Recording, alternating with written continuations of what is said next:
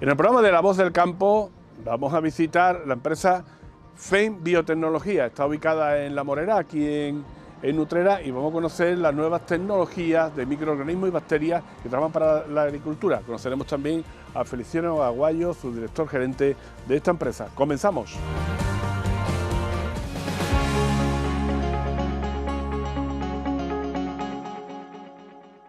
En el programa de hoy de La Voz del Campo queremos conocer cómo se manipulan, cómo se reproducen las gallinas utreranas.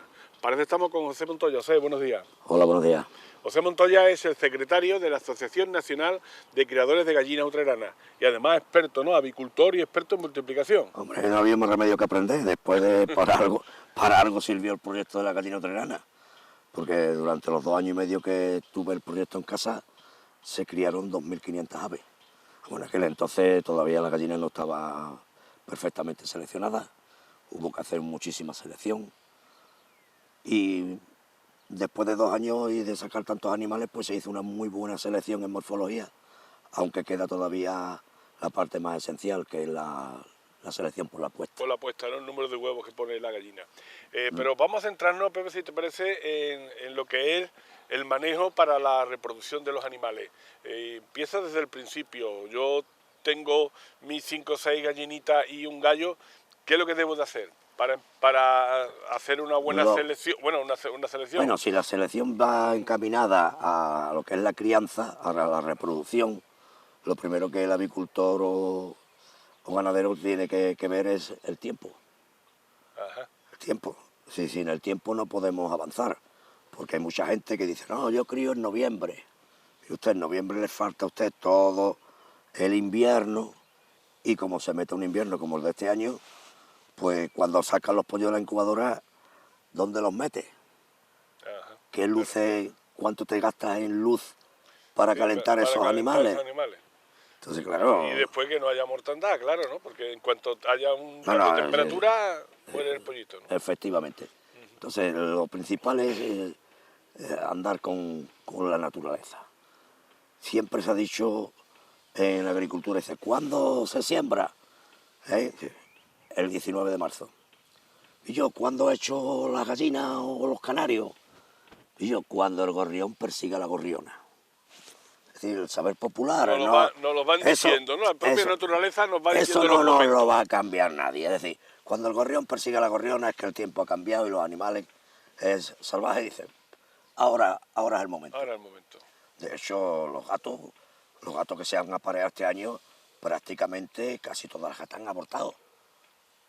Es decir, no han sido viables. Ahora tienen un segundo celo. ¿Por qué? Pues porque la gata sabe que no puede abandonar los gatitos porque se le mueren de frío. Se le mueren de frío. Y lo mismo pasa con los perros, los gatos y las gallinas. Bueno, pues vamos a centrarnos en las gallinas, Pepe. ¿Qué es lo que? Explícanos qué es el manejo desde el minuto 1. ¿Qué hacemos? Bueno, pues primero que hay que seleccionar tanto la hembra como el macho. Entonces, ¿cómo se selecciona? Primero, en teoría, tenía que ser por la puesta. Gallinas a lo mejor que no son tan bonitas, gallinas que a lo mejor pueden tener un pequeño defecto en morfología, pero si tú sabes que una gallina es muy ponedora y pasa de 160 huevos, porque tú las tienes controladas, dices, bueno, pues prefiero echar gallinas muy ponedoras a gallinas muy pintureras. Yo preferiblemente lo hago con gallinas de segundo año, segunda puesta. De segunda puesta. Así que ya conozco algo de lo que me ha dado el año anterior, y entonces pues puedo manejar esas dos vertientes, la morfología y la puesta.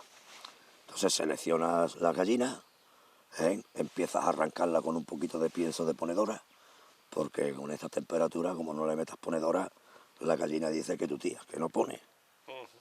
Y el macho, pues exactamente, un macho que provenga de gallinas muy ponedoras, que tenga muy buena morfología, que no tenga defectos aparentes, y entonces llega el momento indicado, como puede ser dentro de una semana o 15 días, aunque tú ya la selección la tengas apartada, ¿no? Hecha.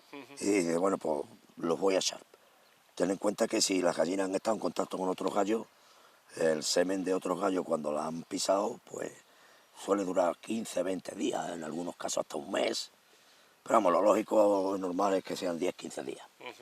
Entonces, pues, lo echa y dice, bueno, pues voy a echar el 1 de marzo. Y empieza a cogerle los huevos ya para la incubación a partir del 10 al 15. Pero tengo que tener a la gallina aparte, ¿no? Hombre, En un claro, momento determinado, ¿no? sí, las 4 o 5 gallinas, hasta 7 e incluso 8 gallinas por cada macho, por macho. Ujú. se las cubre bien. Aunque eso es muy relativo, porque hay gallinas que son muy listas y dice, ¿quién? Tú a mí, al palo. De harto de comer y de beber, y dice, cuando son las 6 de la tarde, que es cuando los gallos empiezan A buscar las a gallinas. buscar las gallinas, dice la gallina, a mí me vas a pisar tú por aquí. Encima al palo, y están Encima todas está. allí y el mazo dando vueltas. Y el macho Como, esperando a ver si va alguien. como el del chiste de los fieles abuelos. Más o menos. Más o menos. Y entonces, pues, una vez hecha la selección y el periodo de carencia, tú ya empiezas a seleccionar los huevos. Los huevos tienen dos facetas. Una, ¿Desde el primer huevo o tengo no, que hacer no, también la selección? no, es decir, han pasado ya 10 o 12 Yo días, 10 días tengo y ya ya sé que el los macho huevos que lo está pisando. son fértiles, Ujú.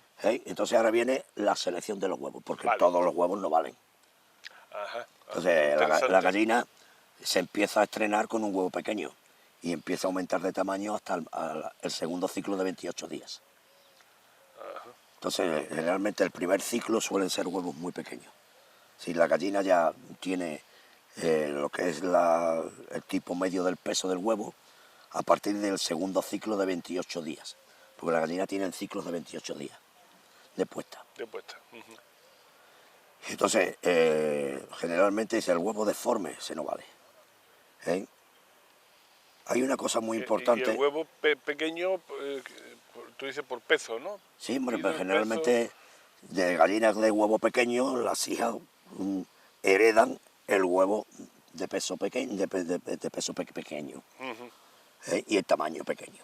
Entonces lo suyo es coger unos huevos entre 55 y 65 gramos, tampoco vale el de 70 gramos, eso no vale tampoco, porque a veces son los huevos de 2 yemas, pues eso no vale. Pues tampoco, pero si estamos hablando de Sí, la tiene que ser un reproducción. huevo Claro. que no tenga deformación, Mm. que esté dentro de los parámetros de su peso, entonces se selecciona. Eh, tenemos dos facetas ahora. ¿Cómo conservar esos huevos por un periodo de 8 a 10 días? Porque a partir de 10 días ya los embriones empiezan a decrecer en la fertilidad. Y entonces se suelen tener, lo suyo es un frigorífico vacío, que esté desenchufado. Entonces tú los metes dentro y conservan una temperatura entre 14, 15, 16 grados.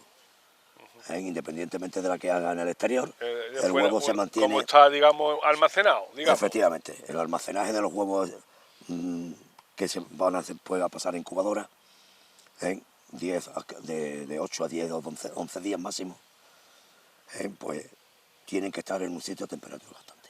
Lo suyo es un frigorífico viejo, Sí, tú bueno, lo metes y lo sí, cierras, y ya lo ves y allí. allí la temperatura es uniforme. Uniforme. Todos los días le tienes que dar un volteo a los huevos, porque el huevo, si lo mantiene en la misma posición, se pega Se a una pega parte y después ya no son viables. y ya no, ya. Entonces, yo lo que hago es, los pongo en cartones de 20 o de 30, depende de la cantidad, le pongo otro cartón encima y le doy la Y vuelta le da completamente. ¿Diariamente? Sí, ¿Todos sí, los días? todos los días, 1 o 2 volteos. Con uno es suficiente. Ujú. Entonces, le das la vuelta, lo vuelves a meter en el frigorífico y cierras la puerta. Vale. Vamos, que eso es medio minuto, lo que se tarda. Y por otro lado, una vez que ya tienes los huevos, dices, ¿qué huevos son los que tengo que meter? A mí que me interesa sacar más hembras o machos.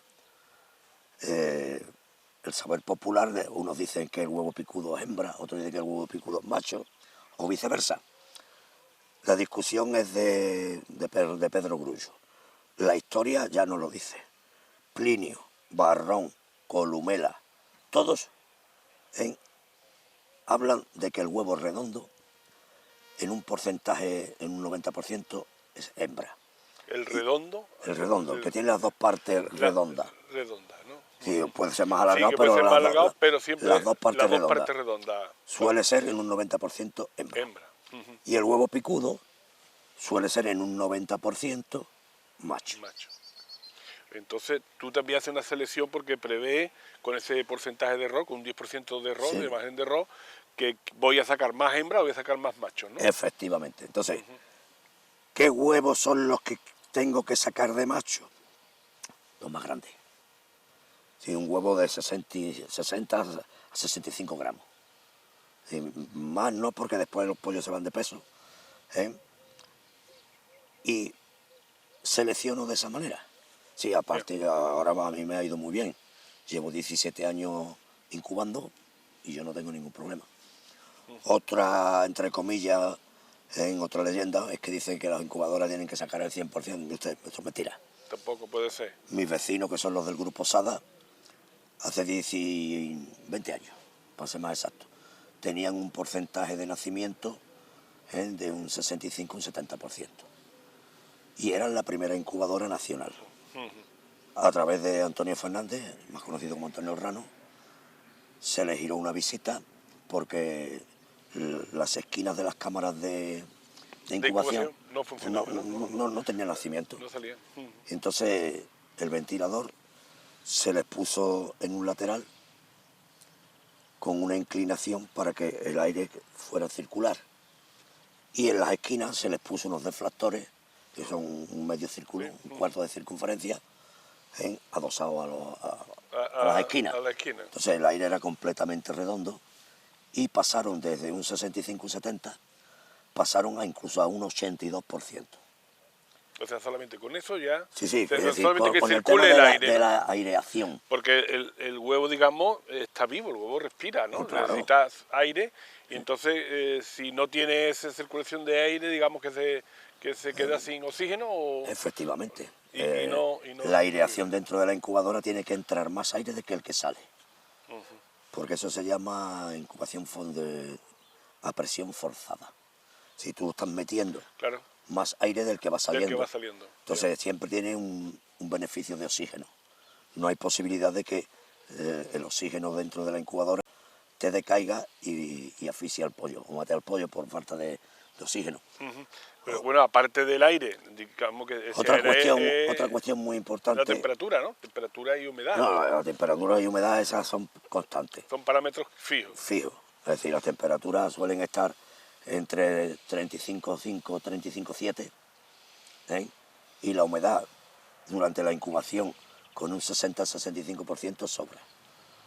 Después, cuando van a nacer, hay que bajar un grado, se deja a 36,5 y las humedades se suben a un 75, e incluso un 80, perfectamente.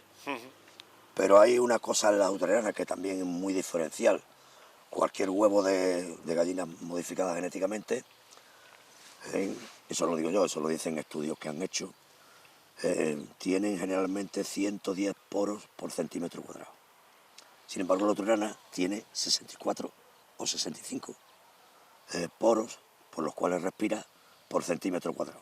¿Eso qué nos indica? Que nuestras gallinas son más fuertes que las demás. Por eso el huevo nuestro, la cáscara es más fuerte. Pero tiene otro inconveniente, que respira menos. Que respira menos, claro. Entonces, cuanto más forzada tiene que ser la presión de oxígeno dentro del habitáculo, mucho mejor. Aunque después para el nacimiento, el pollo australiano parece que tiene una picadora en el pico, una taladradora en el pico, empieza y en 8 o 10 horas el pollo está fuera.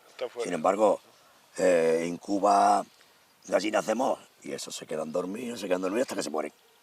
Y son vagos y flojos. Es decir, una vez digamos que ya el pollito tiene que Si salir, ¿son los 21 días? ¿Son 21 días exactamente? No, depende. No tiene por qué, ¿no? Depende, eso depende mucho también del clima, de las fluctuaciones de temperatura. Aunque dentro hay una temperatura constante, que puede variar 2 o 3 décimas. Pero generalmente nunca... A los 18, 19 días algunos empiezan a romper. ¿Por qué? Porque esos son los primeros huevos que tú has guardado en el frigorífico. Claro. Claro, siempre hay una diferencia. Entre 10 días, claro.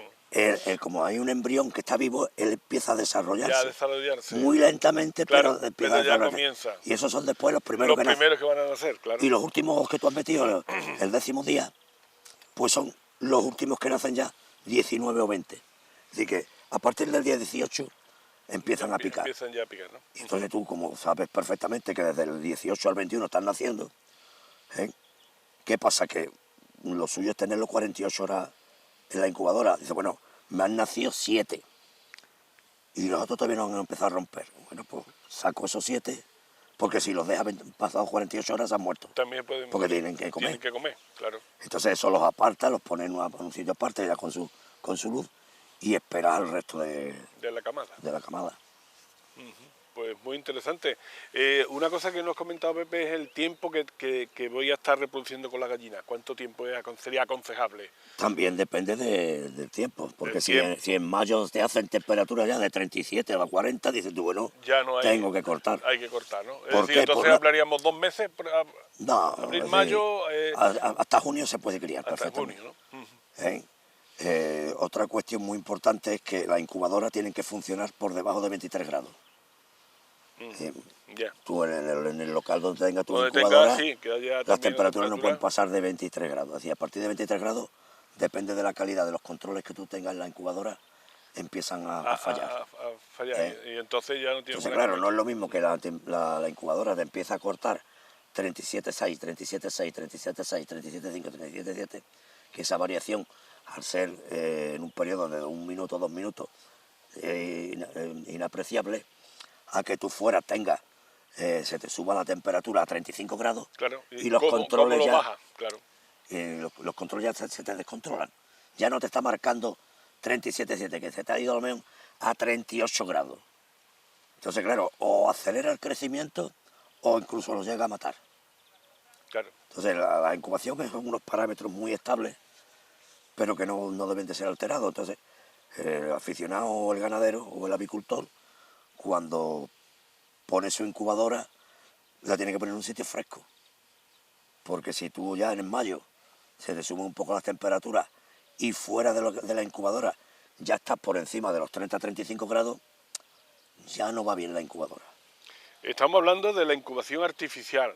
Pero ¿y si es natural, qué tengo que tener? ¿Tengo que tener una gallina utrerana que saque los huevecitos, Esa los te la gallinos? comes.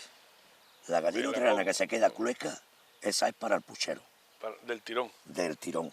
El gran milagro y secreto que se llevó a la tumba don Joaquín del Castillo, que nadie lo ha podido descifrar, Demostrar, es ¿no?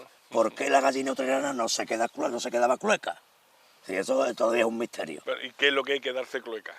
El clueca es que cuando ella ve que tú no le has quitado los huevos y tiene un montón de huevos allí, dice, yo me quedo clueca y saco mis pollitos. Y hace el periodo de estar Claro, ella le huevos. suben las temperaturas, ella se queda clueca o sueca y empieza a incubar. Ajá. Entonces esa gallina, desde el momento que empieza a incubar ya no te pone.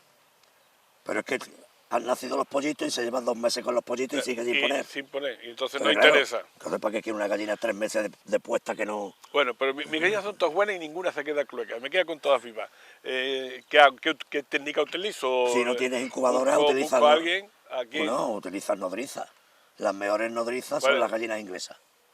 Aquí en esta ¿Las zona. pequeñitas? ¿Las pequeñas? No, bueno, no, ¿O también las hay? Dicen una les llaman las americanitas, otra las gallinas del sedal.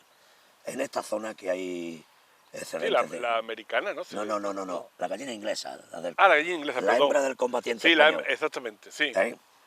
Cualquier aficionado Sabe que sí, poniéndole los huevos... el gallero no te va a dar las mejores hembras reproductoras de gallos combatientes, sino que te va a dar las del montón. Pero a ti, ¿qué más te da? Si tú lo que necesitas para que incube los huevos.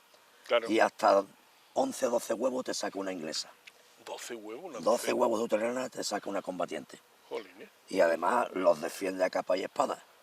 Y son las mejores madres en esta zona, hablo de esta zona. A lo mejor en Castilla-La Mancha o en Galicia, pues como no existen las hembras de combatiente, Pues igual no lo desconocen. utilizan otras gallinas, ¿no? Y vamos entrando, seguimos con la gallinita inglesa. ¿Sería 12, pero solamente sacaría 12 en un año? ¿O le daría tiempo a sacar esa te puede sacar hasta 2 y 3 camadas. 2 y 3 camadas de 12 huevos? Sí. Muy interesante. Sí. Hombre, lo suyo es que si tú tienes 5 gallinas, lo suyo es que tenga 5 o 6 nodrizas. Nodriza, porque si no, entonces, claro, Pues- me pondrían más huevos de la cuenta, ¿no? Entonces dices, bueno, ¿qué hago con los huevos, los excedentes de huevos? Al final te los tendrás que comer o regalarlos. Sí que es verdad. Pues muy interesante, Pepe, muchas gracias. De todas formas tenemos todavía quizás más información, quizás no, tenemos más información que darle a los avicultores, como es el proceso de la incubación artificial o incluso la incubación natural, cuáles son los defectos o la fortaleza que podemos conseguir con este tipo de incubaciones, pero lo vamos a dejar para otro momento, si te parece. Quedas invitado para que en La Voz del Campo conozcamos también estas noticias, conozcamos la gallina utrerana y el manejo, que es muy importante.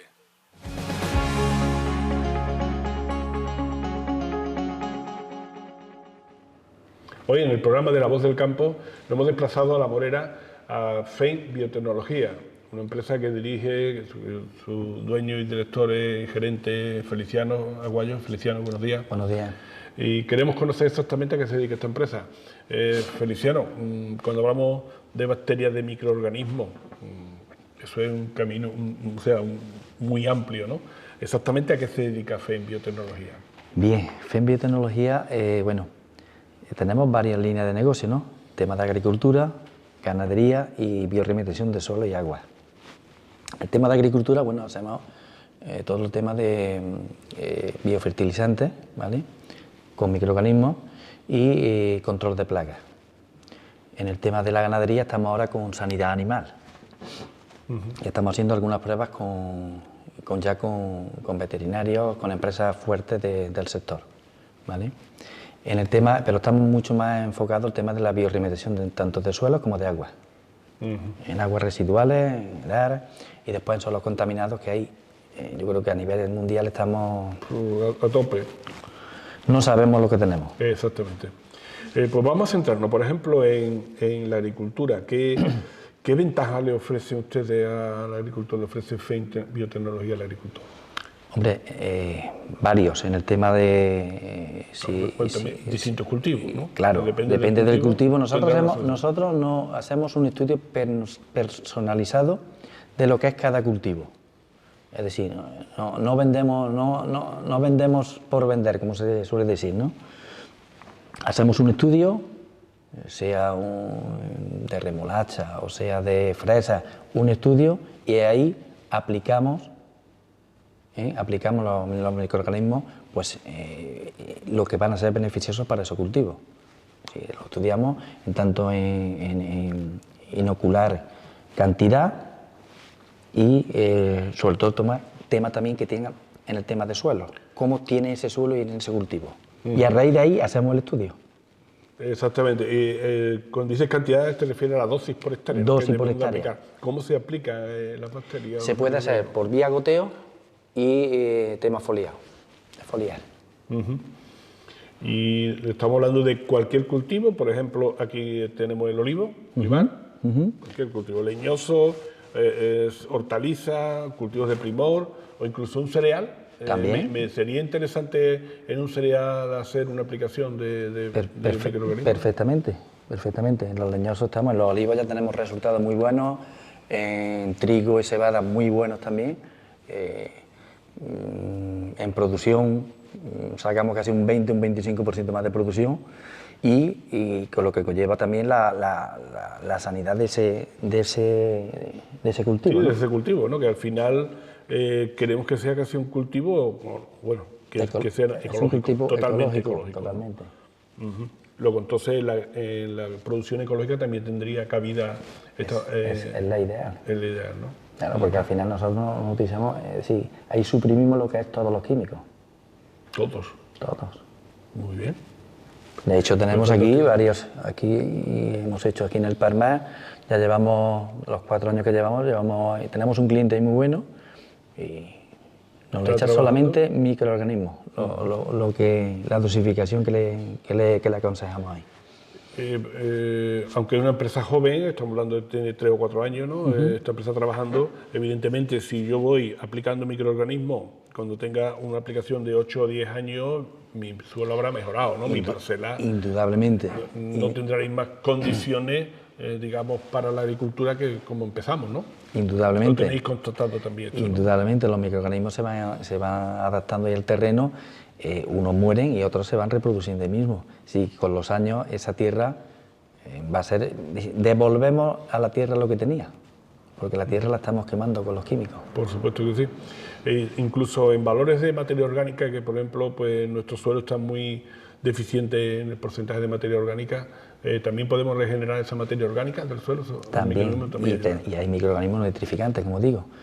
Lo podemos volver o regenerar. Y regenerar ese suelo. Porque claro, parte de una cepa que esté allí, digamos, media débil, media muerta o atacada por diversos otros organismos que no son tan beneficiosos, podemos reactivarla y podemos hacer que siga adelante mucho mejor, ¿no? Claro, de hecho, ya tenemos estudios también en tema de los incendios, los suelos quemados. Ajá. Ahí con los suelos quemados, todo lo que te está quemando, si aplicamos microorganismos, ese suelo se va a regenerar muchísimo antes. Y la aplicación sería...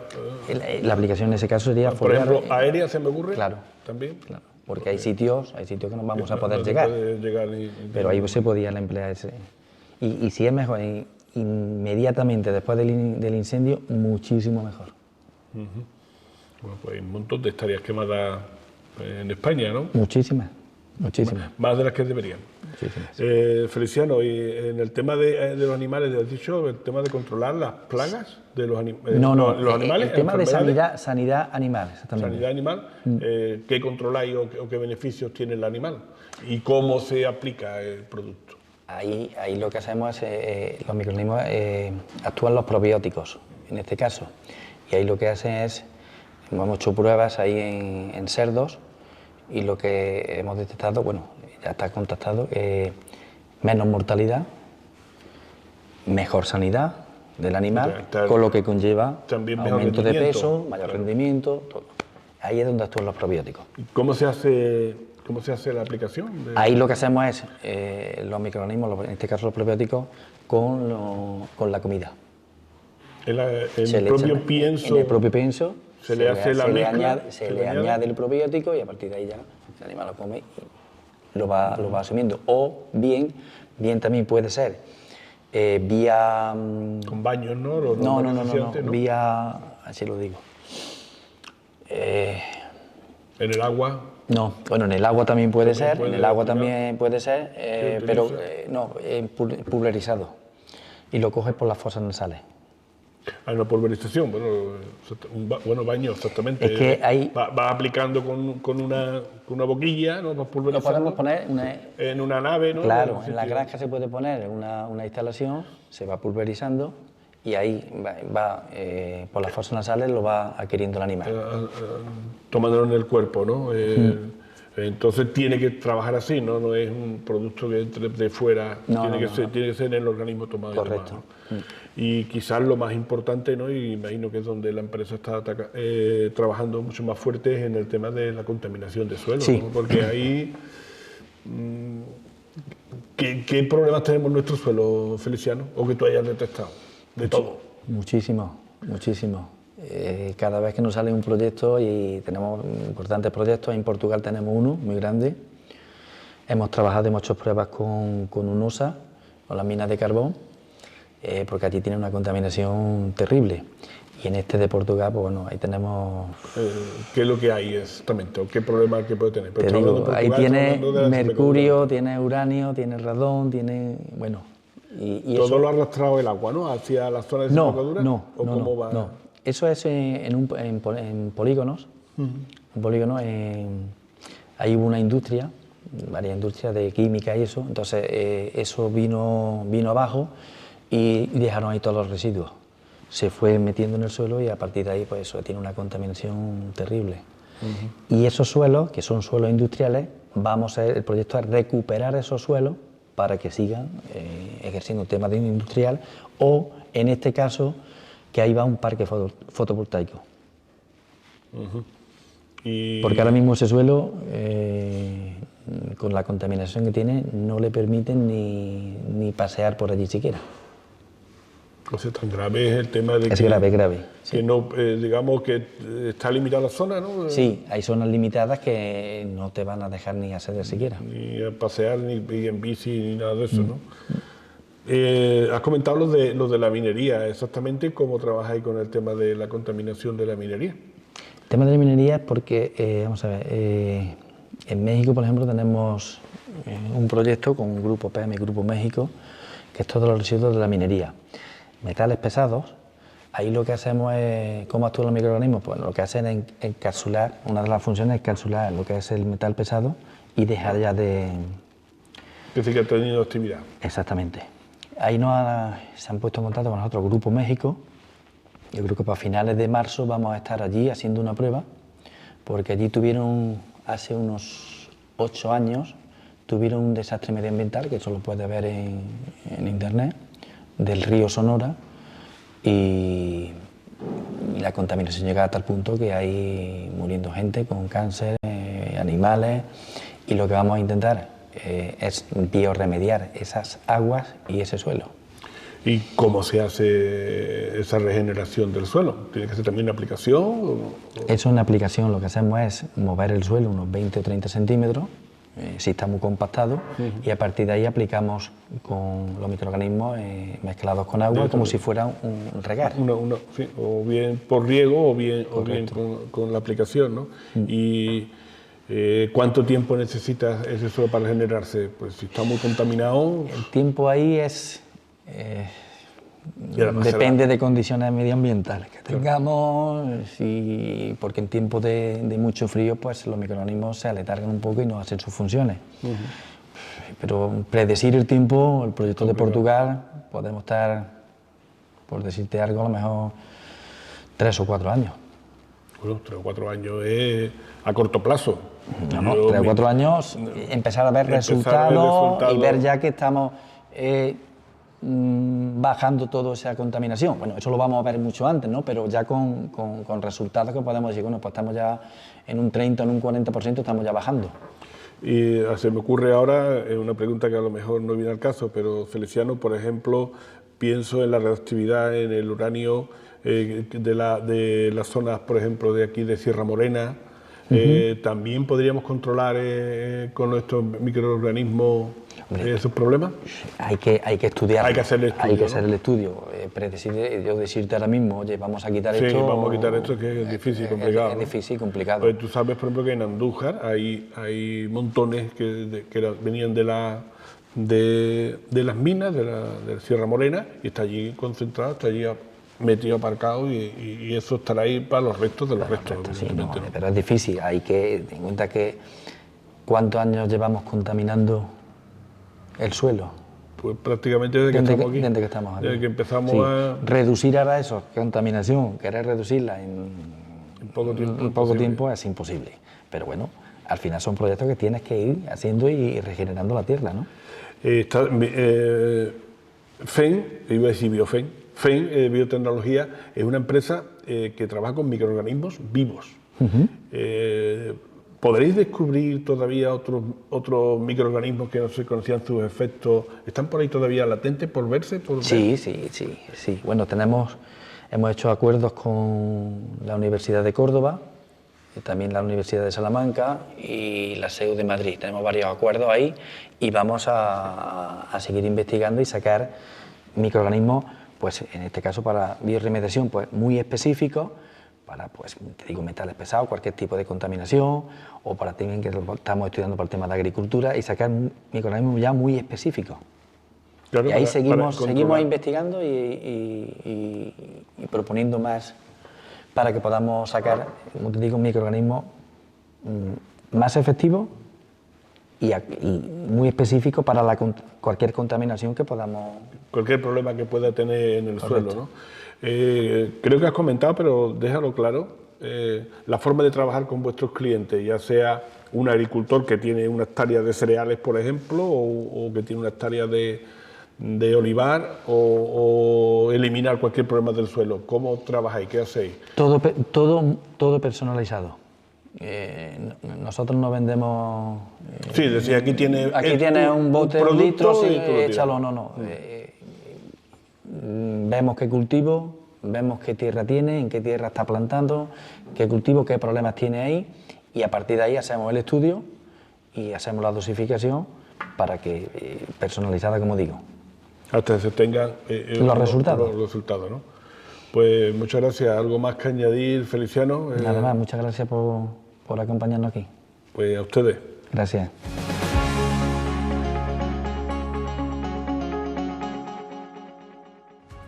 Esto ha sido todo en el programa de hoy. Espero que haya sido de vuestro agrado. Hasta la próxima semana, amigos.